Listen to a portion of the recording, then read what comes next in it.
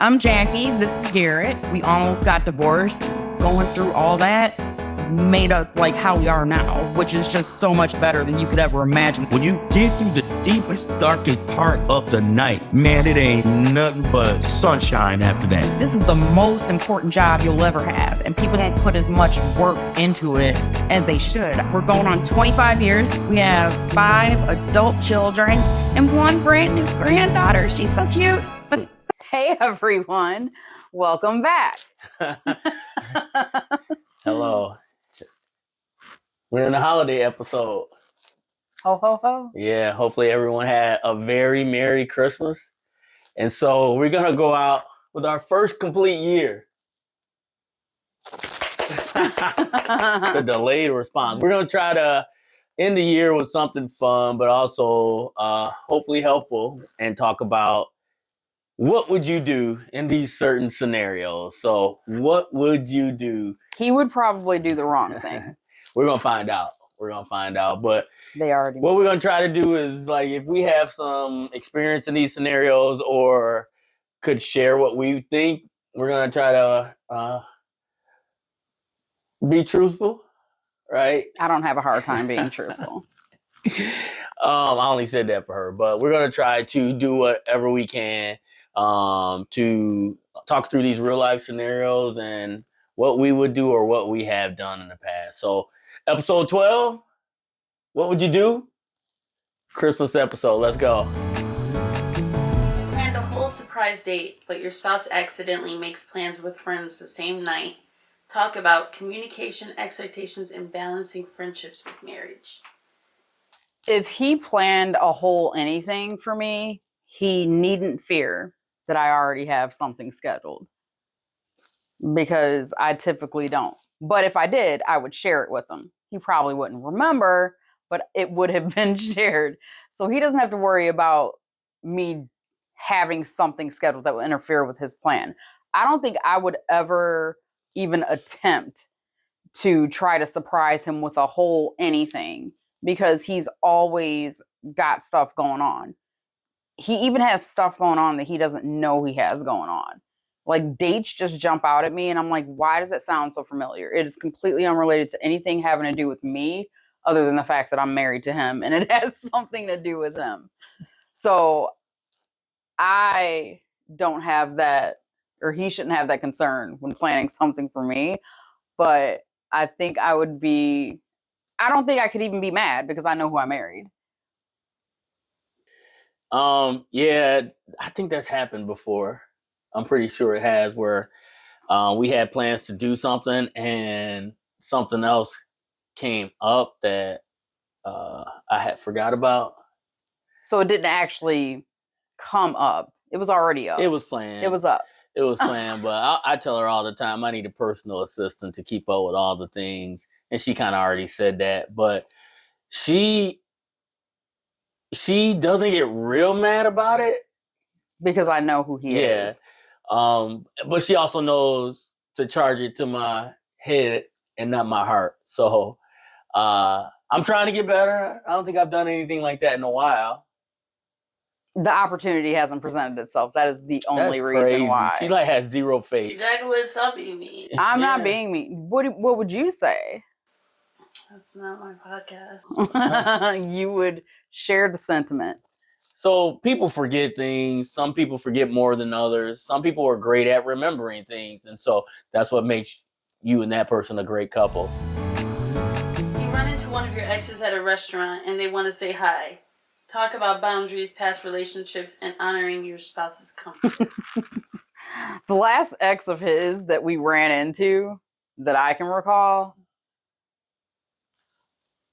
it wasn't like I just want to say hi. It was like, I want to give you a hug around your throat with my hands situation. But that was many, many years ago. I think if we were to run into any exes, not like I don't know. What do you think? Like, I don't think I would have a feeling one way or the other. Like, I don't think you understand how he is with me. Like, I'm not worried about anybody from his past doing anything other than I don't know, attempting bodily harm as has happened in a previous situation, but I don't think I would have a feeling one way or the other. I would probably be, if it was an ex of mine, I or even like somebody I know and like I'd probably be trying to avoid him in public just so I could get in and out of wherever I'm at. Like I don't think we'd have a situation. Yeah, I think seeing an ex in public, it depends on how long ago that person was an ex. And for us, being married 26 years, that was a while ago. But I think back then it would have been weird. Awkward. No, it probably I mean, it was. But you know, I've seen her ex at my job before, and that wasn't awkward. Probably for him, I but don't know. I just think it depends on how soon, and I don't think I don't know. It's hard to say on this one because should you greet that person with a hug? I mean, everything is built on trust, and I understand it's not there at that point, but we're way past that. But it's something that happens, so you should be prepared on what you think or know to do before that happens, because most people come from towns where they definitely have the opportunity to run into an ex. Your spouse comes home with a pricey gadget or item without discussing it. Talk about money rules, trust, and when grace is better than lecture. He is more likely to come home with a pricey something without any explanation or discussion than I am. So, what does that look like?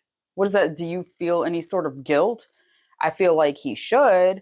I mean, recently ish, there was a large purchase that was made for someone as a gift that I feel like he tried to disguise by also giving me a gift at the same time, maybe. Yeah. The dress that you bought me. Oh.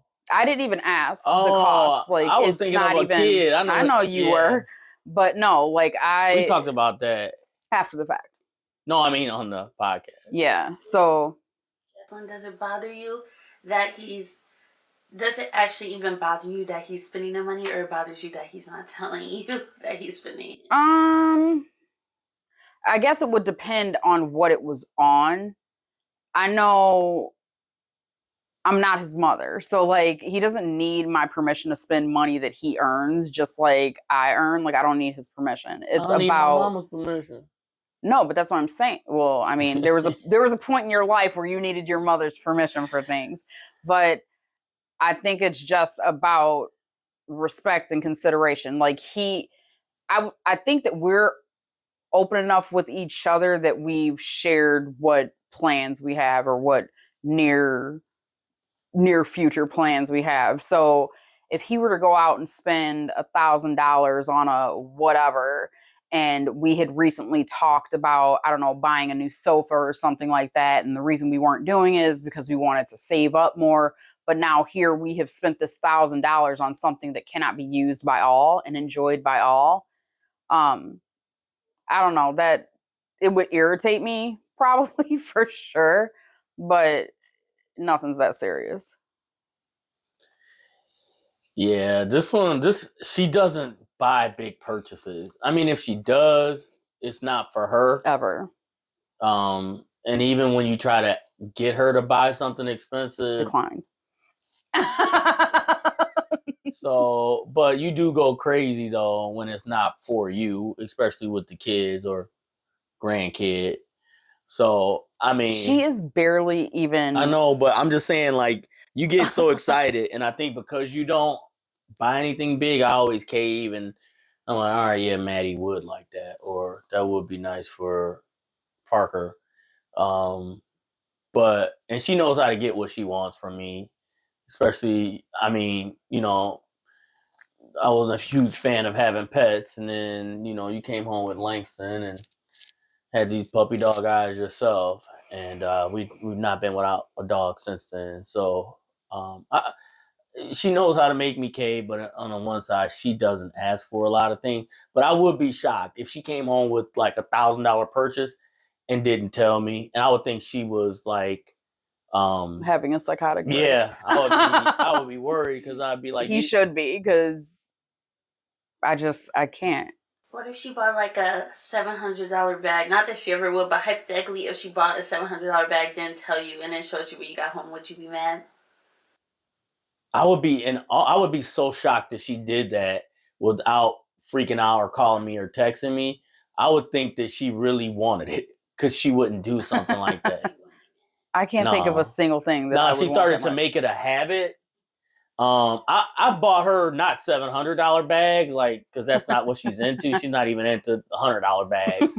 But I bought her a pretty expensive bag recently, and anything I buy her that's expensive, she won't use because it's expensive. Yeah, I don't want to damage it. So it's like it defeats the whole purpose. I'm a simple girl. After a disagreement at someone else's event, one spouse is quiet the whole way home. Talk about timing hard conversations, emotional processing styles. If we had a disagreement at an event and then had to commute back home, I would likely be the silent one. I probably wouldn't say a word.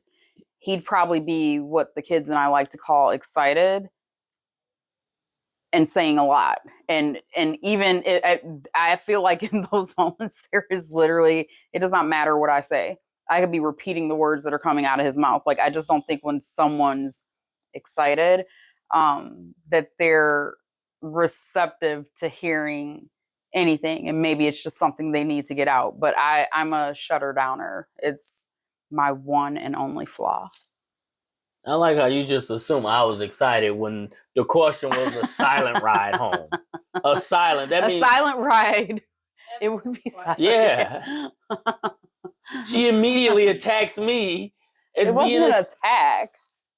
I interpreted the question wrong. I think that was another question that was in our thing too.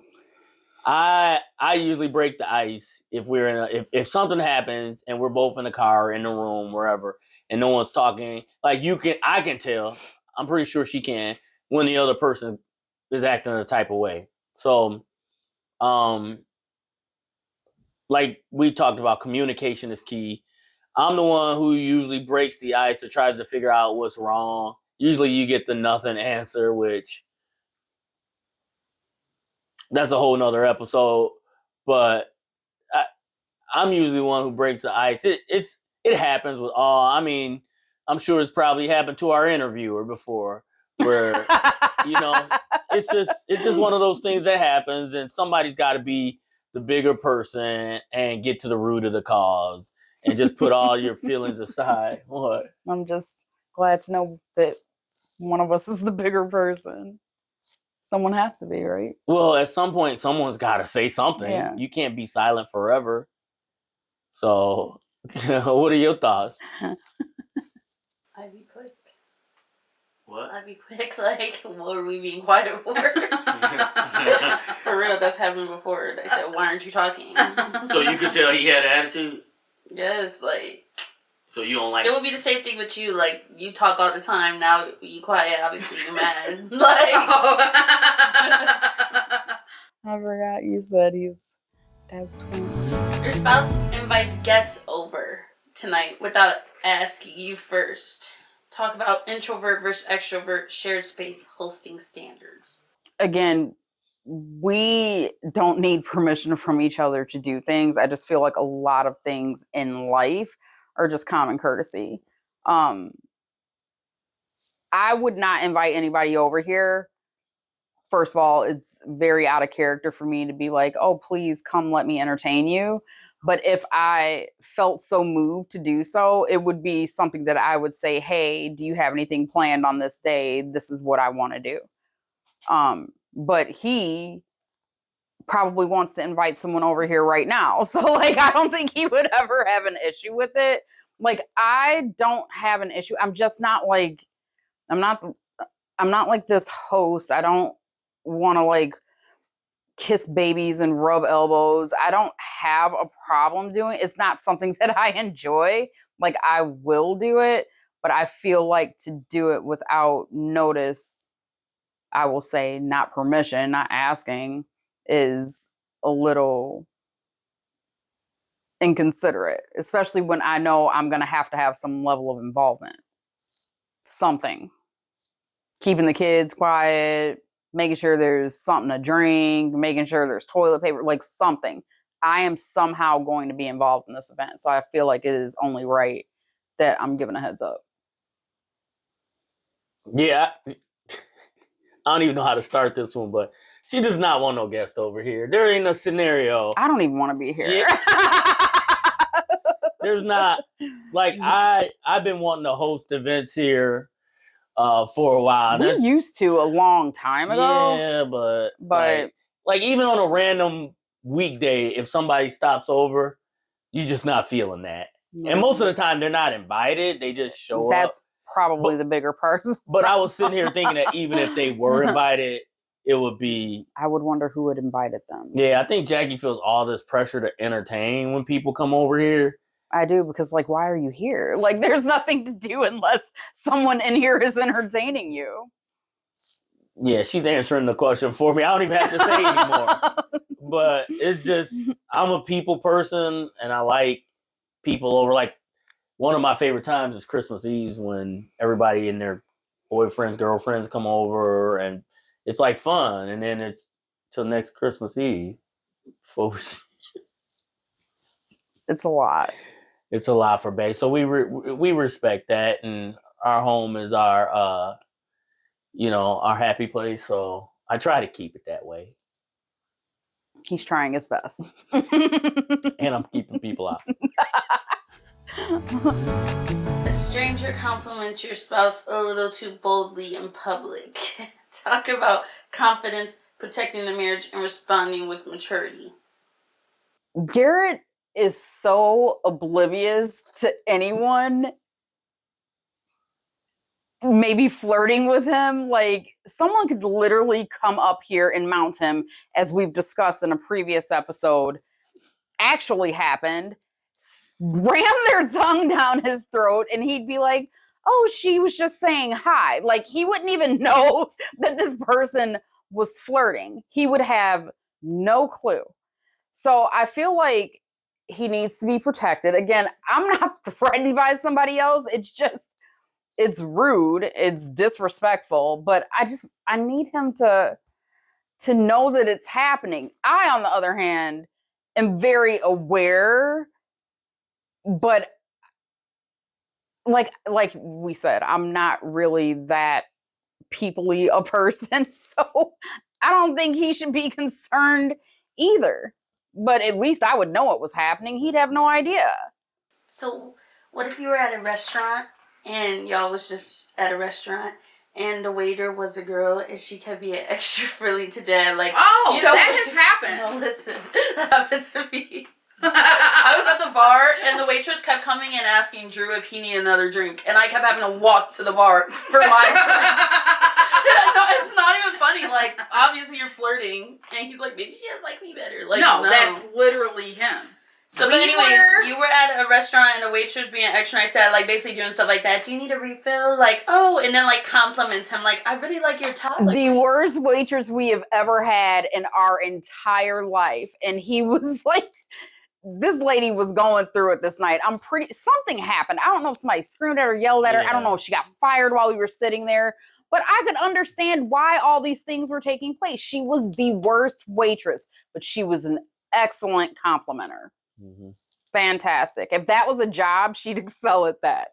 He probably had no idea that she was flirting with him. You know, some people have bad days. They just not. This was him in a restaurant. Like, I'm pretty sure he gave her one of our cars. Isn't that what happened? Did you give her your wallet when we left? That's it was why something I do all dramatic. The tipping. I don't know what she gonna do if I it was something dramatic. So does that make you mad when that happens? How do you react? I think I probably make like slick and sly comments, and he'll probably try to like downplay it. But I'm not mad at him. I'm a little disappointed that he doesn't see it. Like, I'm concerned, but I'm not mad at him. Like, again, it's not that serious. I got two things to discuss here real quick. One time, we had just been married, not long. A friend of ours came up and hugged Jackie. and then the same girl came and hugged me. And when she walked away, I think I know what you're talking about, but I didn't know who that was until after you told me. Oh, go ahead. I guess in my mind, it shouldn't matter if you knew her or not. How do you feel about that? I didn't hear the story yet. Go ahead. All right, somebody came up and hugged Jackie first, and then hugged me. I knew the person, and when she walked away, Jackie was like, she was like a little like short with me, and she was like, you know, the only reason she hugged me was so that she could hug you. And my thought was like, well, that's the courteous thing to do. She was respectful. But I couldn't think of any other reason that she would hug me, seeing as I had no clue who she was. I don't care if it was me by myself and somebody walked up to me and hugged me. I would have a problem with that. You wouldn't have a problem if she just hugged him because she knew him? No, it would have been the same. But like, she couldn't. I mean, if you're gonna come up to me, she didn't even introduce herself. Like, who are you? Like, so how did you feel after Dad told you who she was? It didn't make things any better. Like I said, I'm not who I was at 20 today. Let me give you story number 2. And this involves both of y'all. Claiming a person is trying to get with me, and then every time this person says something to me, I seen you talking to her. Don't have me name a name. I know y'all know who I'm talking about. And then running back and telling mom all the stuff that happened when I was around this person. Extra. He doesn't know. He has no idea. There was nothing there. He has no clue. He don't know. He has no idea. No. He is literally the only one who doesn't see it. I promise y'all, in podcast land, there was no chemistry, broken promise, no eye batting, broken promise. I started looking for it myself, and I couldn't find it. Right. It's you and your mom. We're not crazy. Yeah. Whatever. Moving on. Y'all see where I'm coming from. So, I mean, what do y'all do about that? I mean, current day. Because, you know, he just don't know. He doesn't mean any harm. But I honestly, y'all be picking up things that ain't there. Women do that in general. I'm going to say that. Oh, yeah? I'm talking in generality. There's a few women that probably don't. A few. But most of y'all be picking up things that ain't really there. Because we're women and we know other women. What do we always say about me? What do I have? You know what I think? What do I have? I think y'all be looking at other men like that. I have so the y'all see it spirit of discernment. How often do you tell me that I picked up on stuff? But y'all can't even point out what the person was doing. Did. No, you didn't. Yes, I did. We gonna have to rap just so you can tell me. You accidentally agreed to 2 important events on the same day. One for your family, one for theirs. Talk about compromise, loyalty, and choosing the why over the who. I don't think we're in danger of me double booking anything. I barely want to single book something. However, for years, like just, you know, around the holidays, like my family would do something, his family would do something, we'd do something here. So we spent like a lot of time just driving back and forth. Like I don't feel like we made a sacrifice, like we're going to go to one person's something and not go to the other person's something in the case of the holidays.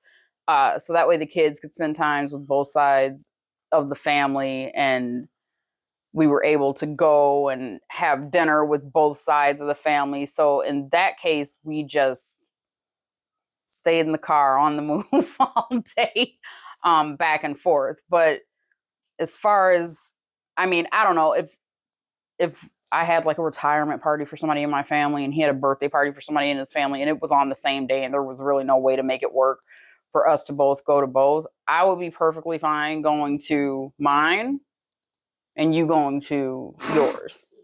That way, at least there's representation. You just don't like going from to my here. family stuff. I mean, true or not, like I'll go to that one and you can go to mine. Like just that way, we're not trying to I'm gonna have a good time. Choose one or see, so he can pick which one he wants to go to. I don't think we ever have to choose one over the other. Yeah, because I think I would be fine if you weren't at your family's thing and vice versa. Like I think it would be fine either way. But they wouldn't be fine if we were missing, though. That's the thing. So someone has to appear. And That's usually someone has to bring the kids for it to matter. If me and you showed up by ourselves, they wouldn't care. But Yeah. no, but like you said, I think it happens more often than not. Like the holidays we figured out because her family's very regimented, scheduled, on time. Yes. And mine is just like loose, very whenever you loose. feel like stopping by all day. Even if it's not on the holiday. Yeah. It's just like so we can just show up whenever at my folks. But there's been times where there was a retirement party that I had to go play in a band somewhere for and miss out. And then there's also been times where, you know, recently we had a dinner at one of her aunt's house and someone broke their foot falling down the stairs. So that's a little overstated. It was a near break. If it was a near break, I wouldn't have went to that hospital. They was claiming they broke their foot and couldn't walk. So he was ripped from the family dinner. Yeah, so I've missed quite a bit, but I like going to those things for either family. So it's just never really a conflict, but it could be. Like most people don't like their in-laws and don't like to hang out, and so you know some people may be double booking on purpose. Your spouse posts something you don't like, a joke, photo, or opinion. Talk about digital boundaries, public image, and respect. I'm not the police. Like I don't care what he posts on his social media, nor do I think he should care what I post on mine. I am more concerned with grammatical errors than I am with a meme or a joke or something. But what if I posted an unflattering picture of you?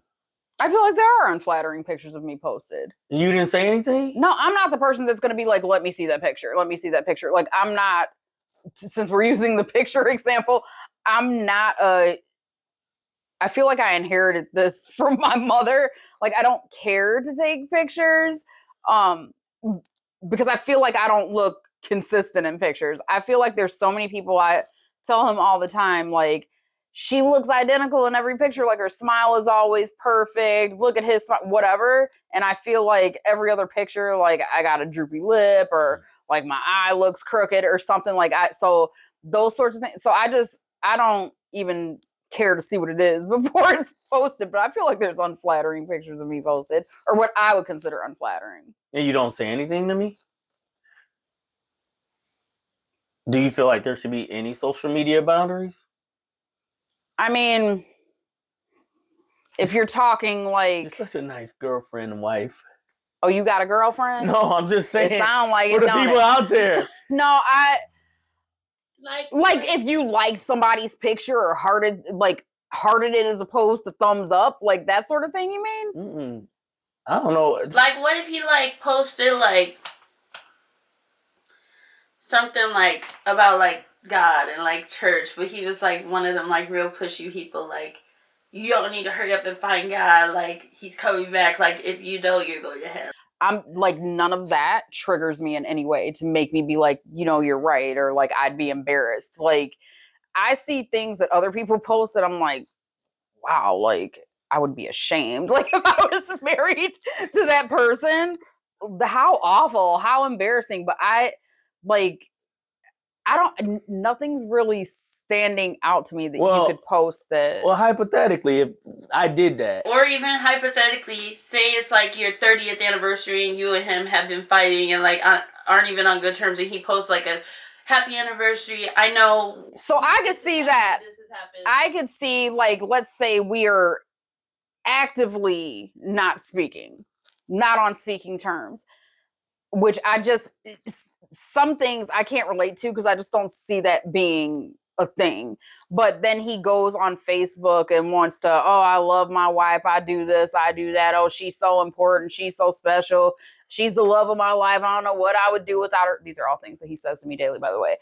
I would be like, why would he be putting on a show for social media when we are literally like going through something right now? Like all those statements may be true. He may feel all those things about me, but like also I don't feel like he's the type, like he doesn't have to go on there to. But would you say something to me? No, I'd probably say it to myself. Why wouldn't you say it to him? I just feel like saying, why would you post this on your page? Like, I don't know. It's just a weird thing to me to like, it's his page. Like, it's just weird to me. Like, and I feel like it would be, like, I feel like it would be telling him what is okay and what is not okay to say because of my opinion about something. But honestly, though, you probably wouldn't. Like, do you really care what Jacqueline posts? No, so it gets down to this. Like, Jackie posts, she don't post a lot, but when she does, it's like sarcasm. And like, there's sometimes I agree with the sarcasm, and sometimes I'm just like,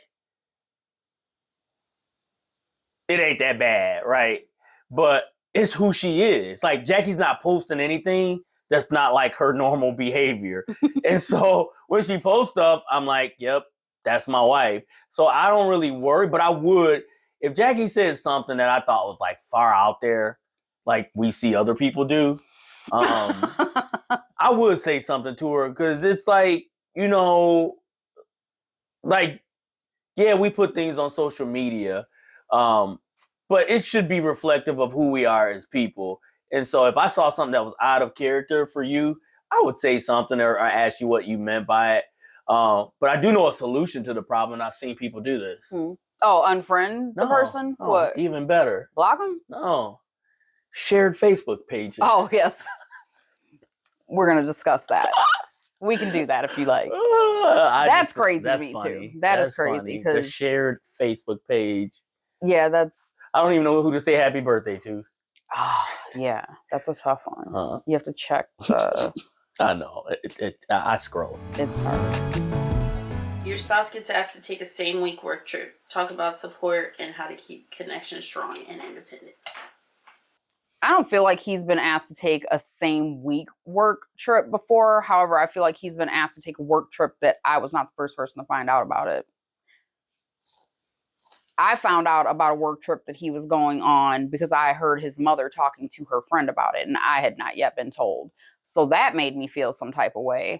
But, I mean, work is providing for this family. So at this age now, like, I mean, I don't know what kind of support he would need. I mean, I'd gladly order him an Uber to the airport if he needed me to. I'd drive him if he wanted me to. I wouldn't want, or maybe I'd let him drive me and I'd drive myself back home. But I think if it's something he has to do, like, what am I gonna say? Oh, you can't leave. I think the point of this question is like, it's unusual. Like, who has a work something come up in the same week with like no more notice? Like, would you? If he came home on Tuesday night and was like, oh, I gotta fly to Orlando Thursday to Sunday. Exactly. To Orlando of all places. I wouldn't question it because I trust him, but now I know if he ever does that, that I should question it. That's not what I was saying. Like, it wasn't like, can your wife or boyfriend or girlfriend go on a work trip? It was more, this came out of the blue and it seemed suspicious. Like, man, I just wouldn't. Orlando trip tomorrow. My mind with you doesn't go first to suspicion. So that's. See, my mind didn't even process that question the way it was intended. Yeah. No, that I mean, you should know I'll say this. If you feel like this off, it's probably off. If your spouse don't usually go on work trips to Orlando with no notice and you feel something, you should follow that feeling. Right? And that's not just being untrustworthy. It's like she said, she doesn't even go there with me because we've established that trust. But if Jackie came home and said she was going on a work trip tomorrow, I'd be like, you ain't never went on a work trip. Why not? And you don't even want to work. So what are you really doing? I wouldn't think she was like trying to go out of town with somebody, but I think she was like not her usual self because she don't even want to go to team builders. I'm just an introvert out here trying to survive. Your spouse starts giving you advice you didn't ask for while you're stressed. Talk about fixing versus listening and emotional intelligence. I don't never do that. Just one of them times I'm going to shut down and not say anything because I don't feel like it'll add value. Because I want to call him a liar. I'm joking. I know you're joking, Oh. but you're not funny. Remember, I tell you all the time. Maddie, do I do that? Have you ever heard me do that? Like Okay. there's times where like just a regular conversation, like I don't even have anything in particular I can think of off the top of my head, but where I could just say words and he'll have like a response and I'm thinking, why is he even responding to that? Like that was not even, I was not asking for his opinion. I was not I thought it asking was a for advice. conversation. I was not, I'm making a statement. And before I can even finish making the statement or telling my story, he's like decided that it needs a solution or it needs a retort. Like it's not, so I feel like, I don't know, maybe I'm like that with him, but if I am, like, I don't feel like it's a balance. Like, I feel like we're unbalanced on that. Like, I don't feel like I do it as much if I do it at all. No, I won't say you do it much. But I feel like I don't get credit for the times I don't do it. Well, we could all thank him for that, What? for holding back. I do though. You know I do. I don't? You don't I feel mean, like I have to? I didn't realize you were holding so much back. No, like, because you've mentioned it before, so I'm trying to be better. So, like, you bring up things. There's times I don't say anything back. No? No, there's probably more times now than, yeah, like if you think about it that way, that you're maybe not trying to fix something. I own it. I'm trying to get better. That's what this thing is about. But she don't even notice I'm getting better. So I might as well just go back to being me. Hey, why not? Your spouse wants to hang out with someone you don't vibe with. Talk about trust, honoring differences, and not isolating each other. But both of y'all hanging out with them? Yeah. Like, Yeah. like, but this is a lose situation This for me. really is. with somebody you don't like and you have to go along. He always wants to hang out with whoever. It he wants to hang out with everybody. But she don't want to hang out with nobody. There are people that I enjoy the company of their presence. There are people that I have made it known that I just cannot stand being around. But for some reason, That line as long as hen eyes. it sure is. However, we're not often hanging with my long line list of people. There's just maybe a handful of people that we find ourselves going back to that if he really wants me to go somewhere, I'm going to go. I'm going to go with them because I get to spend time with him. I would enjoy my time more with just him, especially if it's someone there that I'm not a fan of. But I also don't have a problem with him going and having fun with this obnoxious person on his own. Like, I don't care. Like, I have some friends that he's maybe not so fond of. And I mean, I probably feel the same. If I'm not fond of him, you definitely It's a problem. It's a problem. But I would not want him to. I feel like I endure it sometimes out of obligation, but I would not want him to have to Sounds do like the I'm same. forcing her. No, I'm talking about my friend connection.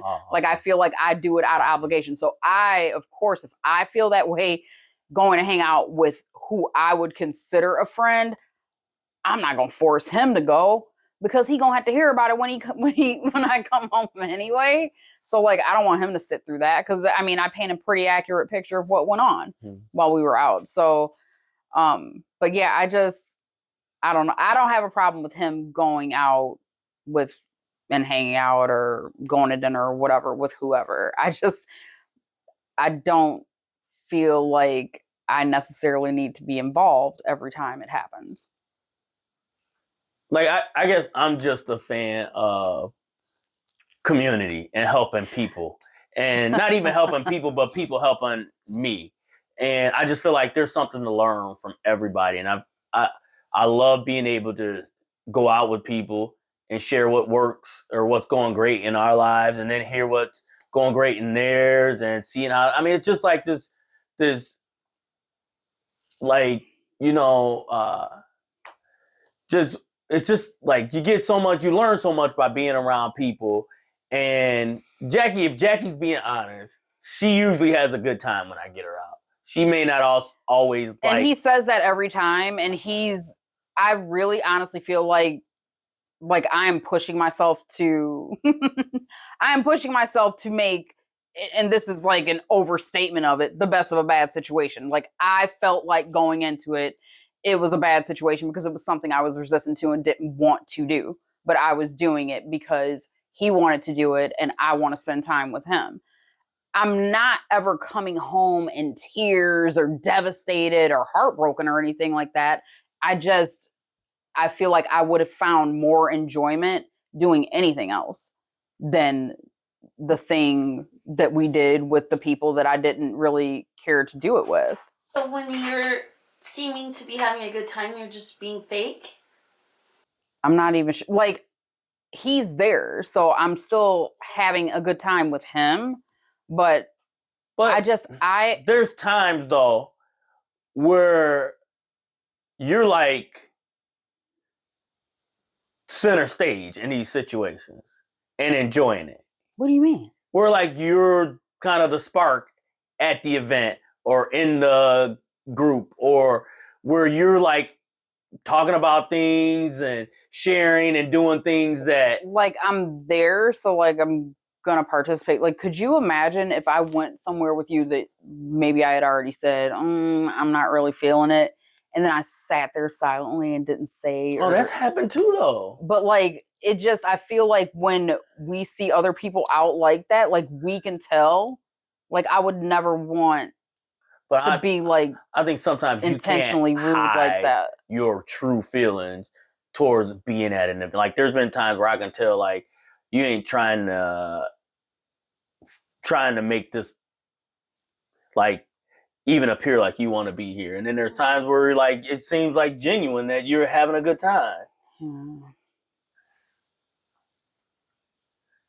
So maybe you hate to admit it, but you do have a good time. Yeah. Well, you're at the airport and the flight gets canceled. Now what? Talk about adapting leadership and making the best of disappointment. I actually had a very vivid dream that we found ourselves at an airport. We were supposed to be boarding a cruise, and I forgot the passports, and he refused to drive me home so we could get them. Even though in my dream, there was like so much time for this to happen and us to still get back and make our flight, which is unrealistic. But in the dream, he was just so awful. And I could not believe he wouldn't bring me home to get the passports. Like, he didn't even offer like, oh, well, maybe we could just fly here instead, or we could fly there and not board the cruise.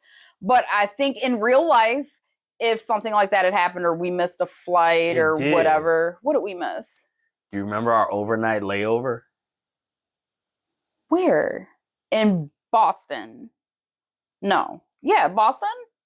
Yeah, we came from Heathrow. Yes. Yeah. So we did almost miss the flight.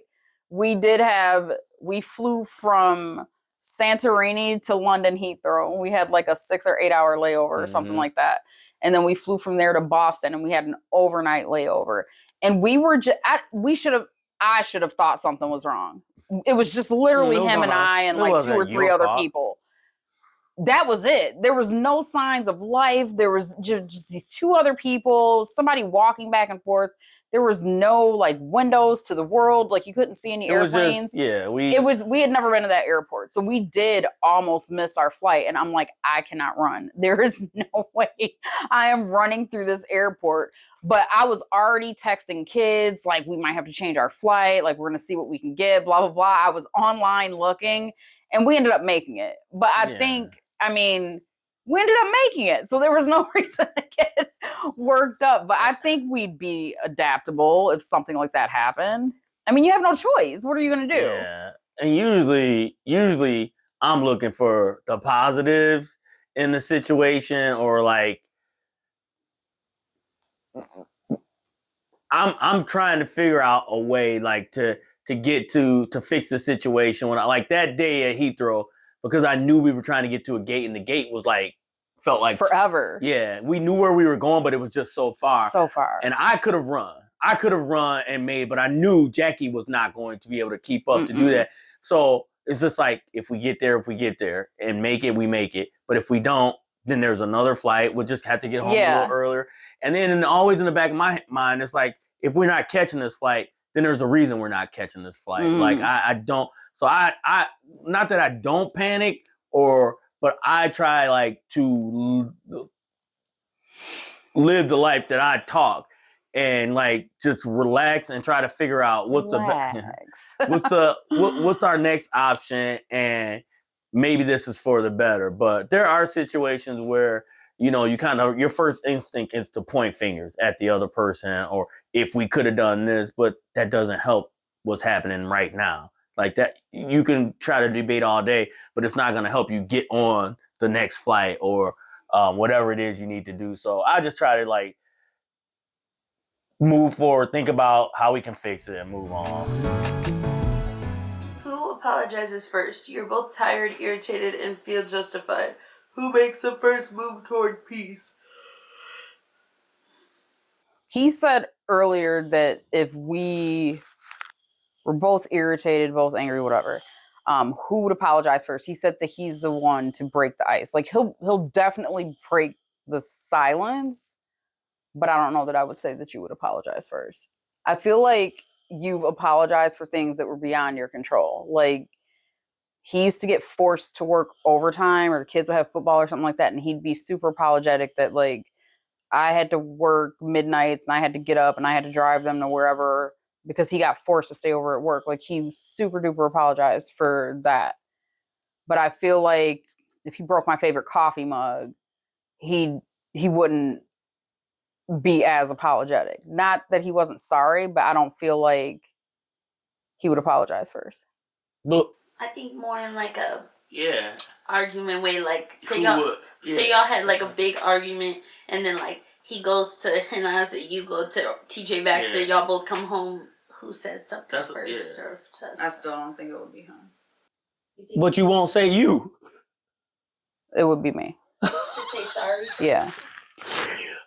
Okay. I don't. And I've told you this before. I don't remember a amount of like for me you to tell me you're sorry. Like I feel like I over apologize even when I'm not wrong to keep the peace. And I've told you before. Like I felt like it's rare that you've ever come to me first and say, "Babe, I'm sorry." I feel like that about you. Like I can. But you can think of a time you've apologized first. I feel like I always apologize. Babe, So maybe I'm apologizing. Maybe it's not like, okay, we fought about this cup being spilled and he's apologizing first. Maybe it's like, I feel like I apologize. Like if you're upset about something and I'm apologizing, like, I'm sorry, I didn't mean it that way or whatever. Like maybe it's not. But I'm talking like in Maddie's situation. Like, have y'all ever gotten in a fight and y'all both, like you said, felt y'all both was right in the situation? Would you go to him and apologize, say sorry first for the fighting, or would he, or do you genuinely think it just it could be either one? It depends on. I mean, I feel like it could be either one, but honestly, I feel more like nothing is said. Like, if I feel like I'm right and he just said that he feels like he's right, like I could see me not apologizing and him not apologizing and then eventually us start talking, which isn't like. But our personalities tell you who would normally apologize first. Even if you didn't know us, it's kind of evident that like I'm the one that's going to try to keep the peace, right? Like you said, you said early in the episode, like you would just sit and be quiet. You're just a shutter downer. And so my response to that is like, okay, how do I get her to open up? So in cases, I'm not saying in every case, but like in some cases where I don't believe I was wrong. So, and there's times I am wrong. I apologize either way. And I guess what I'm saying is it's rare that you come to me and say, you know what, I was out of line. I apologize. And I've told you that. We've been in arguments and I've said, babe, I don't know if I can ever even remember times you came out and said, I'm sorry. Even in the stuff we went through, like, and the things that happened, like, it's rare. And so that it's almost like, To counter that, then I would say that if I didn't apologize, it's probably because I did not feel like I was wrong. So then you would be right with how you answered this question, then I guess, that it would be you, whether you were right or wrong, or whether you felt like you were in the right or not. Because she's saying, If I didn't feel like I was wrong, then I wouldn't have apologized. Me personally, not to choose sides, and I would say I personally would think Dad would first, not because, not saying he's not genuinely sorry, but not because he's like just the apologizing type, but because he is the type to just try to get it over with. Even you, but I also agree with Jacqueline. I mean, you're not saying she has to say sorry if she doesn't feel like she's sorry. But the question was, who would say sorry first? Then I guess it would be him. I guess it would be him. If just to keep the peace. Yeah. No, I don't think I would. Right? Yeah. I think it's just different personalities. You know? I feel like if you're wrong, you should apologize. You shouldn't apologize if you don't think you're wrong either. Yeah. Keeping the peace ain't right. Your spouse offers a friend to stay at your house for a few nights without running it by you. Talk about hospitality, safety, and making decisions as a team. I collect people the same way I collect pets. The number of people that I've either let stay here for a short period of time or offer to let stay here for a short period of time is long like Hannah's line. But I've never done it without talking to him first. And on the flip side of that, he's literally never said no. Like, I had a friend from work, her 2 daughters, and her mother who needed a place to stay. And he was like, we'll get some beds in the basement. Like, they've got a bathroom down there, whatever, like whatever they need. They ended up not needing to come here. But I had another friend from work who needed a place to stay. And she came and stayed for, I don't know, maybe like a week or two, maybe. And until it was okay for her to go back home. I have never done that without asking him. And the fact that I would even welcome someone here after what we discussed earlier in the episode, like, you would, not that you would have to be desperate or be in a bad way, but the fact that I felt compelled to make the offer, I think is what makes him say the yes every time, like without fail. And I don't think he would extend an offer like that to somebody without at least letting me know. Just because, again, I'm going to have some level of involvement. Like, I don't expect him to offer to let somebody stay here and know, like, you know, you need to have, like, clean sheets or pastries or whatever, like, a guest would require. But also, we've had some surprise guests that just kind of moved in on their own, and neither one of us asked the other person, and they didn't ask, they just were here. So, like, it hasn't been anything that would cause an argument or discord or anything, but I would definitely ask or at least run it by him first. I would say, like we talked earlier in this episode, she's not a fan of having guests over here. So yeah, she's right. The few times we've had people from outside the family stay here, it's just like they're in a spot where, you know, we have the means. Why shouldn't they stay here? And so we've allowed it to happen. I mean, we've had a person stay over here over a year that needed a place. And so yeah, and so it's just one of those things. Like, If a person is in need, now none of y'all come knocking on our door, Please. but we usually make room. And when you have a family of 7, it doesn't really feel like you're adding people to the house. But we've had some before we got married. We talked through some things about, you know, guests staying here and what we had boundaries for that. But in every situation, we've opened our doors and our arms to people when they're in need. So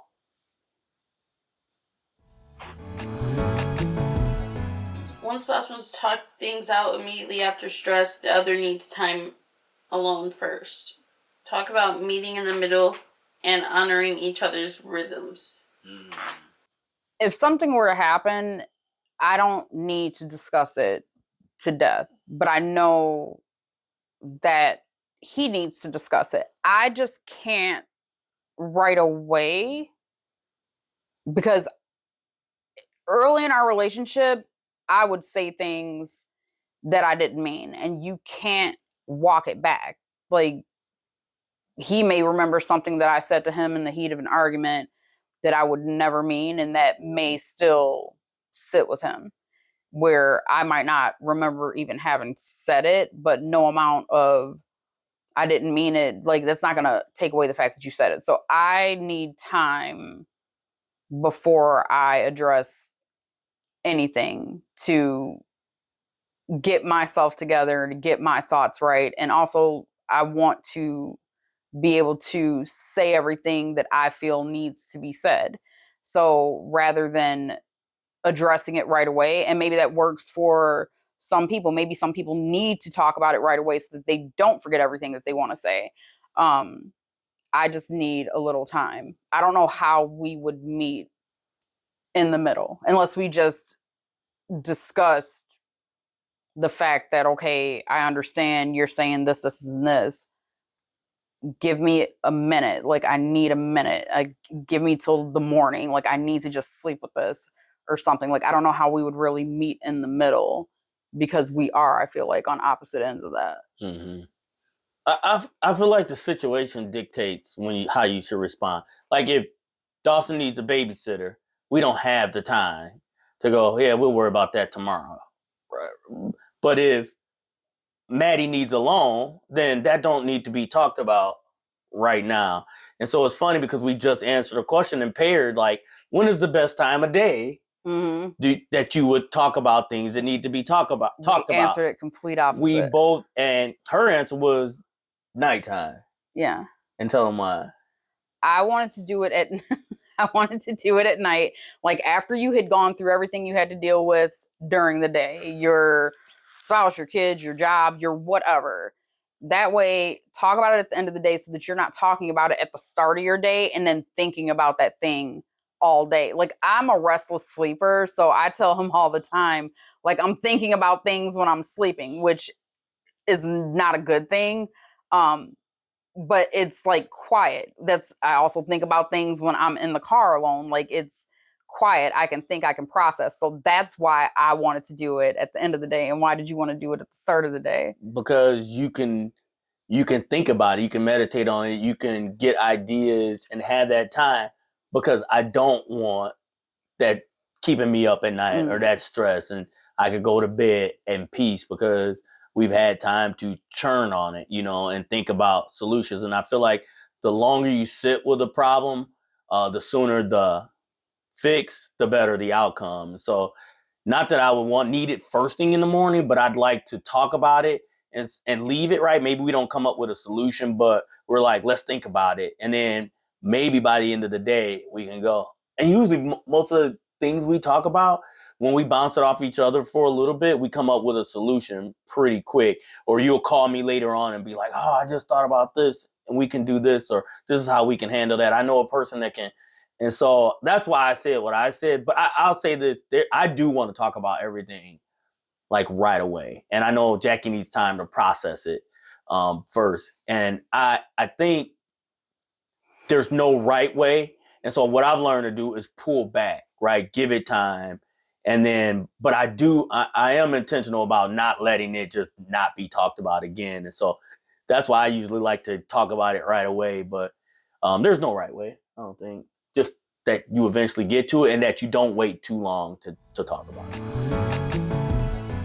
What would you do if, your man or your girl not really doing nothing, but they taking forever to text you back? Like, what if dad's just I know what you're saying. scrolling on TikTok in bed and you try texting him? And Well, there's just so many things now because of some of the things that we've been through that just don't bother me. They don't faze me. So I'm more concerned when I text him or call him and he doesn't answer and I've seen no signs of life. But because we share this budgeting app, we share this relationship app, and you said we're going to start sharing a Facebook soon, right? Not just kidding. I can see when he answers the questions. I can see when he enters something into the app. So I can at least, not that I'm a stalker, I can at least track his movement. And I know that he's not in danger or harmed. So I'm more concerned with that when he doesn't answer or respond. But like the other night, I called him from work. I was pretty sure he was at home. He didn't answer. I knew it was before he would have been asleep. And I'm like, where is he at that he ain't on his phone? And then the first thing I thought was, wow, he must still be at church because he always gets stuck talking to them afterwards. Like he could get caught up in a conversation with anybody. So I'm like, it's not like that much after you would have left. I mean, it was probably about an hour or so. But then he ended up calling me back. I mean, I still don't know where his phone was because he usually has it on him. But I'm the same. Like, there'll be times where maybe my watch it died and I don't feel the buzz and I have it in my pocket, but I can't feel the phone and I'll have missed calls. He called me twice last night. I didn't answer. I was asleep, but he probably could have guessed that. Mm-hmm. But it doesn't bother me like it used to. I mean, something like that would have bothered me in the past. Oh, this is what I think. I feel like your mind shouldn't go to the worst thing when those type of things happen. Give the person a chance to explain themselves, because I know Jackie's called me before and my computer stuff is down here, but my phone needed to charge. So it's on the charger. So by the time I get to it, it's like a half hour ago that she called or text and I didn't respond to her. So there could be a number of reasons. And think about it. Like, we live in a time where you have 24/7 access to some person. What would you do if you lived in 1980 when there was no cell phones, no beepers to attach to you? but we don't. But I'm just saying, like, the fact that somebody's not always readily available shouldn't be a negative thing, especially when you haven't given them a chance to say what happened. That's the scenario episode. We put a whole lot out there. You should probably ask some of these questions to your significant other, partner, husband, wife.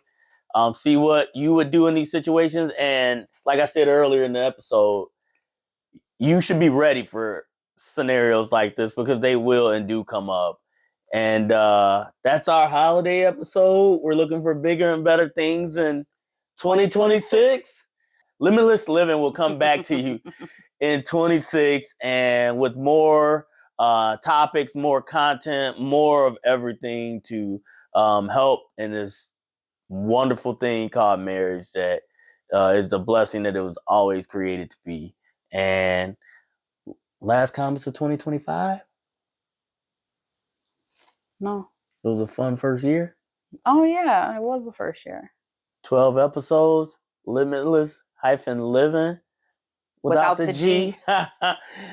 .com. And you can find us on Instagram, TikTok, Facebook, YouTube, Apple, Spotify. You know where we are. Find us. Bye.